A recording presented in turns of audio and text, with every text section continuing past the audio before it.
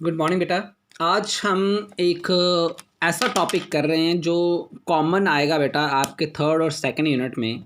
That is electrochemistry में भी आपका इस्तेमाल होगा और सॉल्यूशन में भी इस्तेमाल होगा। That is about went of factor and abnormal molecular मास।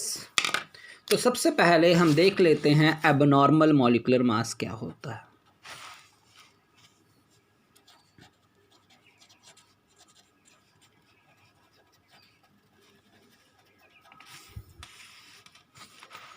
जो मॉलिक्यूलर मास हम क्वालिटेटिव प्रॉपर्टी से निकालते हैं बेटा, वो हमेशा सही नहीं होता,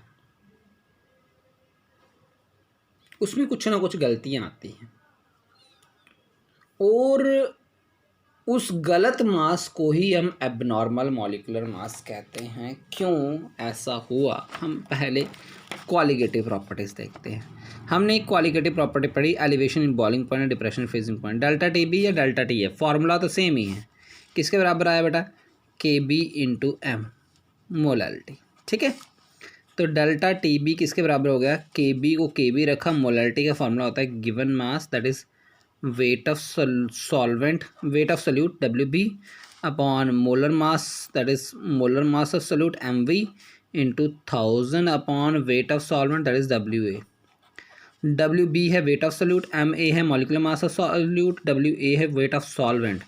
हमें MV निकालना है, MV इधर ले जाओ, KB into WB upon delta TB into 1000 upon WA। That's how we calculate the molecular mass of unknown solute from the qualitative property। qualitative property हम पढ़ते हैं इसलिए हैं ताकि सोल्यूट का मॉलिकुलर मास निकाल सकते। कई बार क्वालिटेटिव प्रॉपर्टी में सिर्फ इतना सा वर्ड भी आ जाता है, how can you determine the molecular mass by the help of this qualitative property. हमने एम भी निकाल लिया।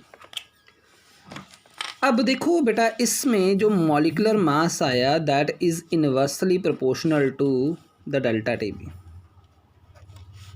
क्वालिटेटिव प्रॉपर्टी के इनवर्सली प्रोपोर्शनल आ रहा है। अगर क्वालिटेटिव प्रॉपर्टी के इनवर्सली प्रोपोर्शनल आ रहा है तो क्वालिटेटिव प्रॉपर्टी देखो, क्वालिटेटिव प्रॉपर्टी डिपेंड करती है नंबर ऑफ पार्टिकल्स के ऊपर।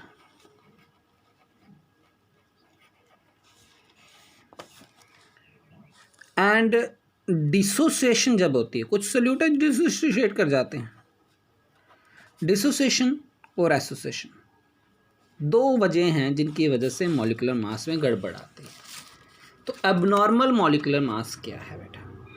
हम मॉलिक्यूलर मास डिटरमाइन करते हैं क्वालिटेटिव प्रॉपर्टीज से, वो गलत हो जाता है। क्यों?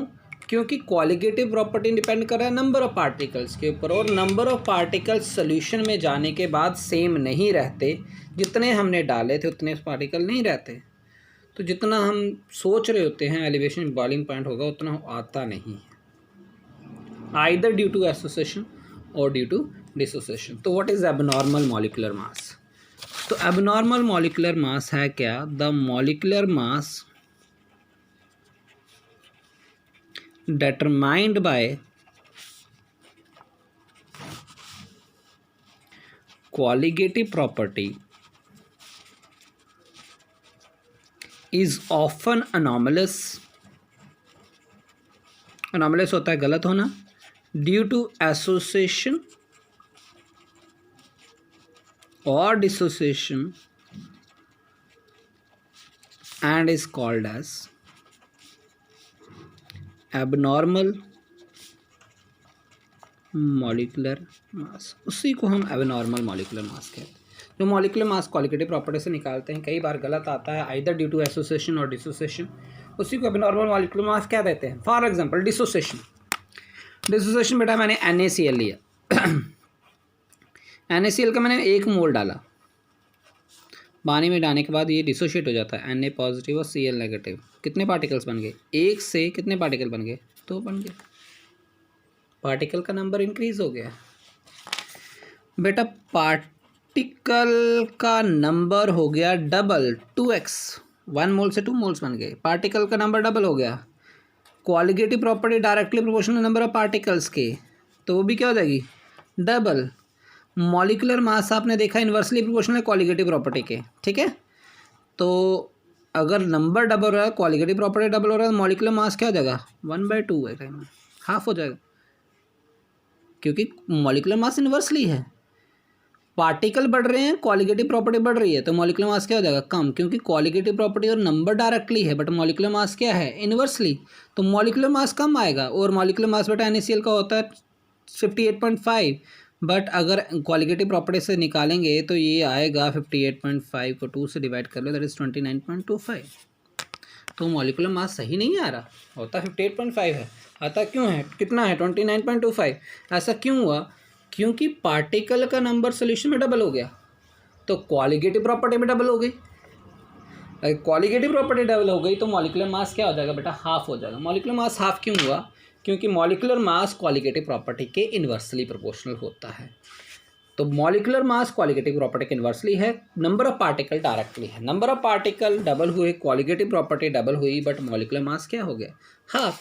तो मॉलिक्यूलर मास आना चाहिए था 58.5, आया कितना 29.25। इसको हम एबनॉर्मल मॉलिक्यूलर मास कहते हैं। तो सिमिलरली अगर हम बात करें एसोसिएशन की,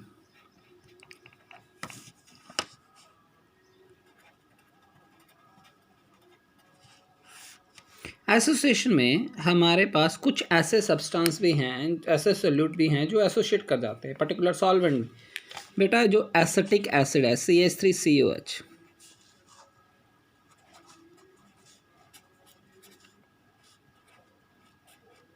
ये अगर बेंजीन सॉल्वेंट में हो, वाटर में बेटा ये एसोसिएट करता है, याद रखना। इसको हमने किस में लेना है, बेंजीन में, CH3COH। अब इस COH का जो OH रखना है वो ऊपर रखना बेटा, वो डबल बॉन्ड O है उसे नीचे रख लो। होगा क्या, एक का O दूसरे के H के साथ हाइड्रोजन बॉन्डिंग बनाएगा। आपको पता है इसके ऊपर डेल्टा पॉजिटिव होता है, ऑक्सीजन के ऊपर डेल्टा नेगेटिव होता है, डेल्टा नेगेटिव डेल्टा पॉजिटिव, ये आपस में हाइड्रोजन बॉन्डिंग बना लेते हैं। इस हाइड्रोजन बॉन्डिंग बनाने की वजह से दो मॉलिक्यूल से एक मॉलिक्यूल बन गया, इसको हम कहते हैं डाइमराइजेशन, डाइमर बन गया है। डाई का मतलब दो, मर का मतलब यूनिट, दो यूनिट मिलके एक मॉलिक्यूल बना रहे हैं, डाइमर बन गया। तो एसोसिएशन में हुआ क्या, एसोसिएशन में नंबर ऑफ पार्टिकल्स जो हैं वो कम हो रहे हैं, हाफ हो रहे हैं मान लो। तो क्वालिटेटिव प्रॉपर्टी डायरेक्टली प्रोपोर्शनल होती है नंबर ऑफ पार्टिकल्स के, वो भी हाफ हो जाएगी। मॉलिक्यूलर मास इनवर्सली प्रोपोर्शनल होता है क्वालिटेटिव प्रॉपर्टी के, तो वो डबल हो जाएगी। तो जब एसोसिएशन होती है तो सोल्यूट पार्टिकल का नंबर कम हो जाता है, तो क्वालिटेटिव प्रॉपर्टी भी कम हो जाती है, और क्वालिटेटिव प्रॉपर्टी कम हो जाएगी तो मॉलिक्यूलर मास क्या हो जाएगा, ज़्यादा हो जाएगा। तो मॉलिक्यूलर मास उस टाइम भी सही नहीं आएगा, डबल आ गया, मान लो मॉलिक्यूलर मास डबल आता है तो 60 × 2 कितना आ जाएगा बेटा, 120। आना चाहिए था 60, आ कितना रहा है 120, दैट इज़ गलत आ रहा है, एबनॉर्मल आ रहा है, उसी को एबनॉर्मल मॉलिक्यूलर मास कहते हैं। तो जब भी सोल्यूट आइदर एसोसिएट करेगा और डिसोसिएट करेगा तो नंबर ऑफ पार्टिकल्स चेंज होते हैं।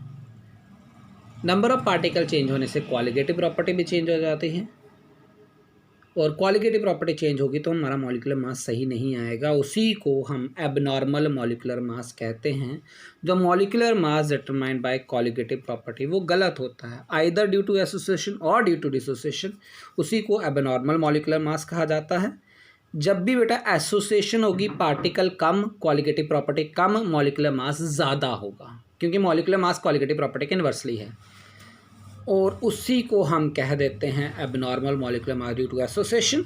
और डिसोसिएशन में क्या होगा, पार्टिकल का नंबर ज़्यादा होगा, क्वालिटेटिव प्रॉपर्टी भी ज़्यादा हो जाएगी, मॉलिक्यूलर मास क्या हो जाएगा, कम हो जाएगा। तो मॉलिक्यूलर मास एसोसिएशन में बढ़ता है, डिसोसिएशन में कम होता है। तो हमने क्वालिटेटिव प्रॉपर्टी पढ़ी ही मॉलिक्यूलर मास निकालने के लिए थी, मॉलिक्यूलर मास ही गलत आ रहा है, इसको सही करने की ज़रूरत होती है। इसको हम सही करते हैं with the help of a phenomena called as a principle called as Van't Hoff factor।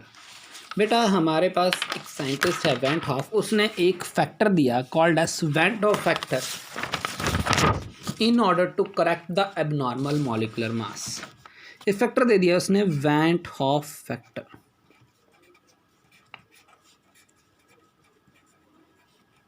I.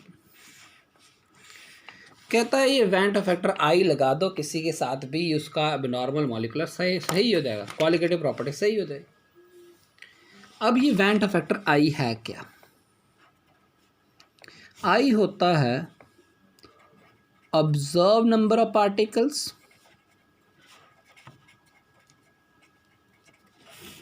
Upon normal number of particles. आपको पता है पार्टिकल किसके प्रोपोर्शनल होता है? क्वालिटेटिव प्रॉपर्टी के। तो ऑब्जर्व नंबर ऑफ पार्टिकल की जगह लिख सकते हैं ऑब्जर्व्ड क्वालिटेटिव प्रॉपर्टी, क्योंकि qualitative property directly proportional upon normal qualitative property. और मॉलिक्यूलर मास इनवर्सली होता है, तो उसमें नॉर्मल ऊपर आ जाएगा, ऑब्जर्व नीचे आएगा, तो normal molecular mass upon observe molecular mass. तो these are the three formulas which we can use for the I. I होता है कितने पार्टिकल डाले कितने बन गए। नॉर्मल कितने थे, मैंने 1 मोल डाला, बाद में 2 मोल्स बन गए, या बाद में मैंने 2 मोल डाले, बाद में 1 बन गया, वही है। तो देखो अगर NaCl के लिए मैं बात करता हूँ तो आई क्या हो जाएगा? मैंने पार्टिकल डाला था बेटा, नॉर्मल कितना डाला था 1, सोल्यूशन में जाने के बाद क्या बन गया था 2, तो आई क्या हो गया 2। देखा था आपने NaCl का मॉलिक्यूलर मास कितना आ रहा था 29.25, उसको 2 से मल्टीप्लाई करो तो बेटा 58.5 आ जाएगा, सही हो जाएगा। तो आई लगाते ही मॉलिक्यूलर मास क्या हो जाएगा, सही हो जाएगा। तो जब भी कोई चीज़ डिसोशिएट करती है आई, दैट इज़ हमने पार्टिकल डाले थे 1 बन कितना गया 2, तो आई की वैल्यू होगी 2/1 या 2, तो NaCl 2I आ रहा है। तो वेंट ऑफ फैक्टर आई की वैल्यू ग्रेटर देन 1 होती है फॉर डिसोसिएशन। जब भी डिसोसिएशन हो रही होगी आपको कैसे पता चलेगा आई की वैल्यू से? आई की वैल्यू अगर गिवन होगी, आई की वैल्यू मोर देन 1 है तो डिसोसिएशन है, आई की वैल्यू लेस देन 1 है तो क्या हो जाएगा, एसोसिएशन हो जाएगा। तो अगर हमारे पास कोई एसिटिक एसिड दिया है 100% डाइमर बना रहा है, फॉर्म डाइमर 100%, बेटा ये 100% क्यों लिखा, हम डिग्री ऑफ एसोसिएशन डिसोसिएशन में देखेंगे, बट कंप्लीटली वो एसोशिएट हो रहा है। जैसे NaCl कंप्लीटली डिसोशिएट करता है, ये कंप्लीटली एसोशिएट कर रहा है, तो क्या होगा, हमने पार्टिकल आई क्या होता है ऑब्जर्व नॉर्मल अपॉन नॉर्मल, हमने डाले कितने थे 2 से बन कितना रहा है 1, 2 से 1 बन रहा है, तो आई क्या हो गया 1/2 हो गया। हमने देखा था इसका मॉलिक्यूलर मास क्वालिटेटिव प्रॉपर्टी से आ रहा था 1/120, 1/20 को 2 से डिवाइड कर दोगे तो कितना आ जाएगा 60, सही आ जाएगा। तो जस्ट आई लगाते ही सही हो जाएगा। तो आई क्या है 1/2, तो आई की वैल्यू लेस देन 1 होती है फॉर एसोसिएशन। तो एसोसिएशन में आई की वैल्यू लेस देन 1 होगी, डिसोसिएशन में आई की वैल्यू ग्रेटर देन 1 होगी। ज़्यादातर जो क्वेश्चन होता है बेटा वो डिसोसिएशन, एसोसिएशन में कोई पंगा नहीं होगा बेटा। एसोसिएशन में आपको दिया होगा इट डाइमराइजेस, डाइमराइजेस का मतलब पहले 2 थे बाद में 1 बन गया, आई की वैल्यू 1/2 आ गई। टेट्रामराइजेस, टेट्रामराइजेस का मतलब 4 थे पहले बाद में 1 बन गया, टेट्रामर बन रहा है। हेक्सामराइजेस, हेक्सामराइजेस का मतलब हमने 6 मॉलिक्यूल डाले थे 1 बन गया। ये गिवन होगा सॉल्यूशन में कि क्वेश्चन में कि डाइमर बनाता है, टेट्रामर बनाता है, हेक्सामर, ये आपको नहीं देखना। तो ये तो आसान पार्ट है क्योंकि ये क्वेश्चन में ही दिया होता है आई की वैल्यू। इस केस में आई की वैल्यू गिवन नहीं होती। तो आई की वैल्यू यहाँ कैसे देखनी है फॉर सल्यूट, आई की वैल्यू देख लेनी है नंबर ऑफ आइंस के बराबर, नंबर ऑफ आइंस देख लेने हैं और नंबर ऑफ आइंस से ही आपको आई की वैल्यू मिल जाएगी। जैसे Na3PO4 है, आई की वैल्यू क्या होगी बेटा, 3 इसमें सोडियम आयन है, 1 फॉस्फेट आयन है, आई की वैल्यू होगी 4। कैल्शियम फॉस्फेट है CA3PO4 होल ट्वाइस, आई की वैल्यू क्या होगी, 3 इसमें कैल्शियम आयन है, 2 फॉस्फेट आयन है, टोटल कितना हो गया 5। हमारे पास K4FeCN6, ये पेपर में आया हुआ है आपको, went factor for K4FeNC undergo complete dissociation, तो आई की वैल्यू होगी क्या होगी 4 पोटेशियम है, और ये बेटा जो स्क्वायर ब्रैकेट में होता है is called as complex sign, और कम्प्लेक्स साइन फर्दर डिसोशिएट नहीं करता, ये पूरा एक आयन है। 4 पोटेशियम आयन है, एक ये कम्प्लेक्स आयन है, तो आई की वैल्यू क्या होगी बेटा 5।